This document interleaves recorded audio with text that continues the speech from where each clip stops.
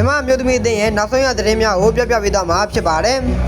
ပထမဦးစွာပြပြခြင်းတဲ့အကြောင်းရင်းကတော့2025ခုနှစ်စီးကိန်းနဲ့အုပ်စုမှာပထမဦးဆုံးအနေနဲ့ရယူခဲ့တဲ့အမှန်အဖြစ်ဖြင့်တိုက်ပွဲဝင်ခဲ့တဲ့အကြောင်းရင်းကိုပြပြအောင်မှာဖြစ်ပါတယ်မြန်မာကုံဆောင်အမျိုးသမီးဘောလုံးအသင်းအနေဖြင့်ဖိလစ်ပိုင်အသင်းကိုတော့2-2နဲ့အဖို့တန်အနိုင်ရရှိမှုအတွက်အရင်ဆုံးဂုဏ်ယူဝမ်းမြောက်ရမှာလည်းဖြစ်ပါတယ်ဒီနိုင်ပွဲရဆိုရင်တော့ဖြင့်ကျွန်တော်တို့မြန်မာအမျိုးသမီးအသင်းအတွက်ဆီမီဖိုင်နယ်တက်ရောက်ဖို့အတွက်တေချာသလောက်ကိုနီးစပ်နေပဲဖြစ်ပါတယ်မနက်ဖြန်ဒီဇင်ဘာ10ရက်နေ့မှာဆိုရင်တော့ဖြင့်မြန်မာအမျိုးသမီးအသင်းနဲ့စီကိန်းမှာဒုတိယပွဲစဉ်ကိုတွေ့ရမှာကတော့မလေးရှားအမျိုးသမီးအသင်းပဲဖြစ်ပါတယ်2025ခုနှစ်ဒီဇင်ဘာလ10ရက်နေ့မှာတော့ညနေ3:00နာရီခွဲအချိန်မှာတော့ MRTV4 နဲ့ Channel 7ရောက်တဲ့လိုင်းတွေမှာတိုက်ရိုက်ပြသမှာလည်းဖြစ်ပါတယ်လက်ရှိချိန်မှာတော့ကျွန်တော်တို့မြန်မာအမျိုးသမီးအသင်းဟာဆိုရင်တော့ဖြင့်ဖိလစ်ပိုင်နဲ့ပွဲပြီးမှာတော့3ရက်အနားယူခွင့်ရခဲ့ပေမဲ့လို့လက်ရှိချိန်မှာအနားမယူဘဲနဲ့လေ့ကျင့်ရေးတွေတအားဆင်းနေတယ်လို့လည်းသိရပါတယ်ဒါပေမဲ့ကျွန်တော်တို့ရဲ့ပတ်နိုင်ကိုတော့ဒီလောက်နဲ့ရက်တက်လို့တော့မရသေးပါဘူးကျွန်တော်တို့ရဲ့အဓိကရည်မှန်းထားတဲ့ရွှေတသိန်းစုအတွက်လက်ရှိအုပ်စုပထမနေရာကိုရယူဖို့သာဖြစ်ပါတယ်လက်ရှိအခြေအနေအရဆိုရင်တော့ဗီယက်နမ်အသင်းဟာမလေးရှားအသင်းကို9-9ပြည့်နဲ့အနိုင်ယူထားတဲ့အတွက်ကြောင့်6 ကွာချက်အသာစီးနဲ့အုပ်စုပထမနေရာကိုတော့အရာကြီးရက်တက်နေရလဲဖြစ်ပါတယ်ဒီရလဒ်ဟာလည်းကျွန်တော်တို့အတွက်တော့မဟာဗျူဟာစိန်ခေါ်မှုတစ်ခုတရက်ပါပဲလာမယ့်ဒီဇင်ဘာလ10ရက်နေ့ညနေ3:00နာရီခွဲအချိန်မှာတော့မလေးရှားပွဲစဉ်နဲ့ပွဲစဉ်ဟာရင်ကပွဲစဉ်လိုမျိုးဟုတ်ပဲနဲ့အကျိတ်နဲ့ရှင်ပြိုင်ရမယ့်ပွဲစဉ်တစ်ပွဲဖြစ်လာမှသိကြပါတယ်ဒီပွဲစဉ်ဟာဗီယက်နမ်နဲ့6 ကွက်ချက်ကိုလိုက်မိဖို့ဒါမှမဟုတ်ရင်ကြော်တက်ဖို့အခွင့်အရေးတစ်ခုဖြစ်ပါတယ်မလေးရှားအသင်းဟာအုပ်စုတွင်အင်အားအနည်းဆုံးအသင်းဖြစ်တဲ့အတွက်ကျွန်တော်တို့အသင်းဟာကိုရသလောက်များအောင်တွင်းရမယ့်အခွင့်အရေးတရလည်းဖြစ်ပါတယ်ကစားသမားအနေနဲ့ပြောရရင်တော့တိုက်စစ်ပိုင်းမှာအယုံဆိုင်မှုအပြည့်အဝနဲ့မိနစ်90မပြည့်မီမှာကြိုးစားအားထုတ်ဖို့အရေးကြီးပါတယ်ကိုသွင်းအခွင့်အရေးတိုင်းကိုလည်းအလဟတ်တမဖြစ်စေရန်ဗီယက်နမ်အသင်းနဲ့တုန်းက9-9ထက်ကွာခြားနိုင်ရန်ပိုကောင်းတဲ့အနေအထားကိုရရှိနိုင်ရန်အတွက်သွေးမသွားဖို့လိုအပ်ပါတယ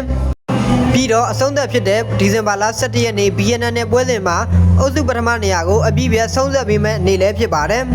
်ဗီယက်နမ်အသင်းဟာအင်အားကြီးပြိုင်ပွဲအသင်းဖြစ်ပေမဲ့လို့ဖိလစ်ပိုင်အသင်းမှာတော့ငါပြသခဲ့တဲ့ကျွန်တော်တို့အမျိုးသမီးအသင်းရဲ့စိတ်ဓာတ်ဇွဲလုံးလာအသင်းညီညွတ်မှုတွေဟာဒီပြိုင်ပွဲအသင်းကိုအနိုင်ရယူနိုင်မယ်ဆိုတာသက်သေတစ်ခုပါပဲ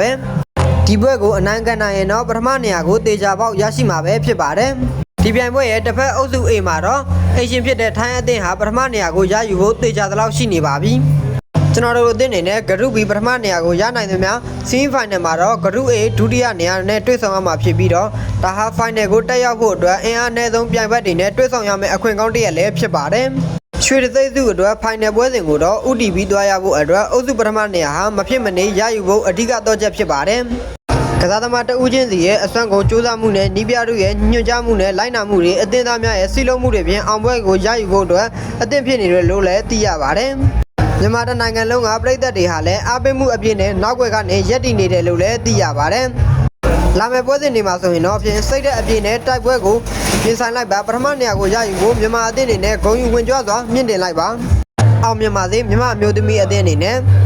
နောက်ထပ်သတင်းတစ်ခုအနေနဲ့မြန်မာဘောလုံးပြည်သက်များခင်ဗျာထိုင်းနိုင်ငံချွန်ပိုလီမြို့တွင်ကျင်းပပြုလုပ်နေတဲ့33ကြိမ်မြောက်စီကိန်းပြိုင်ပွဲအမျိုးသမီးဘောလုံးပြိုင်ပွဲဖြစ်တဲ့မြန်မာအမျိုးသမီးအသင်းသည်ပွဲကစားရန်လာရောက်အားပေးတဲ့ပြည်သက်များအဆင်ပြေရန်အတွက်မြန်မာနိုင်ငံဘောလုံးအဖွဲ့ချုပ်ကထိုင်းနိုင်ငံဘောလုံးအဖွဲ့ချုပ်နဲ့ဆက်သွယ်ပြီးတော့အောက်ပါအတိုင်းစီစဉ်ပေးထားတယ်လို့လည်းသိရပါတယ်ကွင်းထဲကိုဝင်ရမယ်ဆိုရင်တော့ဝင်ပေါက်မှာတော့ကျူအာကုတ်ပါတော့မှတ်ပုံတင်များနဲ့ဝင်ရောက်လို့ရပါတယ်နောက်ထပ်ဝင်ပေါက်73နေရာမှာတော့ကျူအာကုတ်မရှိတဲ့ပြည်သက်များအနေနဲ့ကတော့လိုင်စင်ပုံဒါမှမဟုတ်ပတ်စဝတ်တစ်ခုခုနဲ့ဝင်ရောက်ရန်ရပါတယ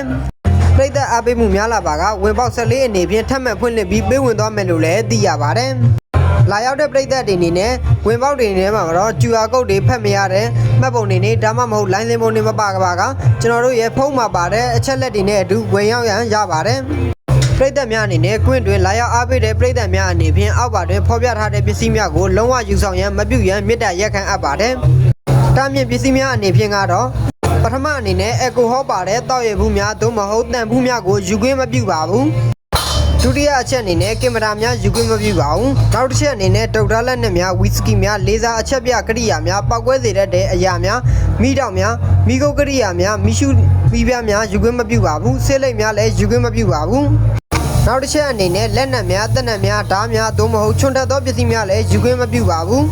အရွယ်သားကြီးသောကျိုးဘိုးအိမ်များသို့မဟုတ်ခရီးဆောင်အိမ်များဒရုန်းများသို့မဟုတ်လေကြောင်းအသုံးပြုတဲ့ပစ္စည်းများဓာတ်ပုံရိုက်ကိရိယာများ